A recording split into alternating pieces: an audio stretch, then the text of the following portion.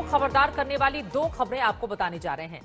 पहली खबर यह है कि chief of defence staff general Bipin Rawat ने एक बार फिर चीन को यह बता दिया है कि एलएसी पर किसी भी तरह का बदलाव भारत बर्दाश्त नहीं करेगा।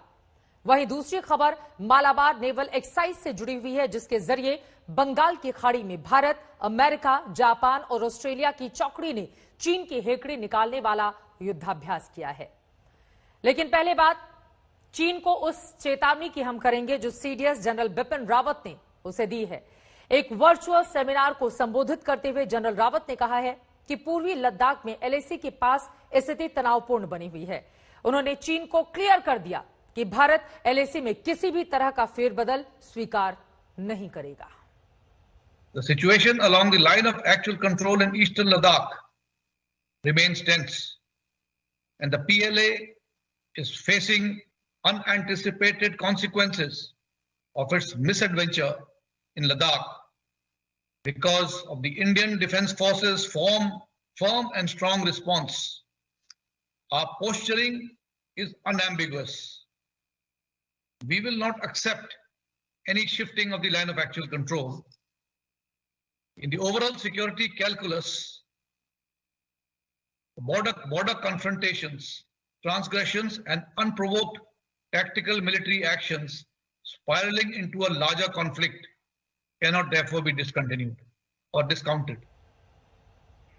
अड़ियल चीन को सीडीएस रावत ने यह क्लियर मैसेज ऐसे वक्त में दिया है जब पूर्वी लद्दाख में एलएसी पर हालात तनावपूर्ण बने हुए हैं, जिसको लेकर भारत और चीन के बीच कोर कमांडर लेवल की 8वें चरण की बातचीत चुशूल में हुई है।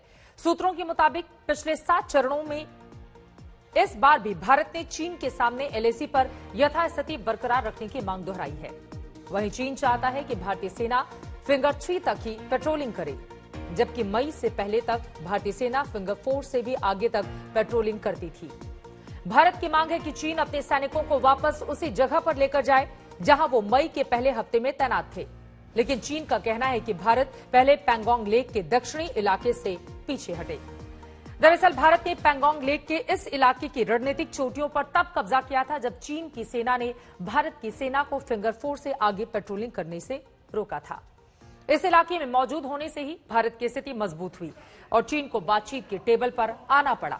हालांकि चीन बातों से मानने वाला है नहीं। आज से पहले 7 बार कोर कमांडर स्तर की बातचीत हो चुकी है, जिसमें चीन के अड़ियल रुख की वजह से हर बार बातचीत बेनतीजा रही। 12 अक्टूबर को पिछली बातचीत में चीन ने सिर्फ आंशिक रूप से ही पीछे हटने का प्रस्ताव रखा था, जिसे भारत ने मना कर दिया था। दोनों देशों के बीच चल रहे इस विवाद को पूरे 7 महीने हो चुके हैं, लेकिन कूटनीतिक और सैन्य बातचीत के बावजूद कोई हल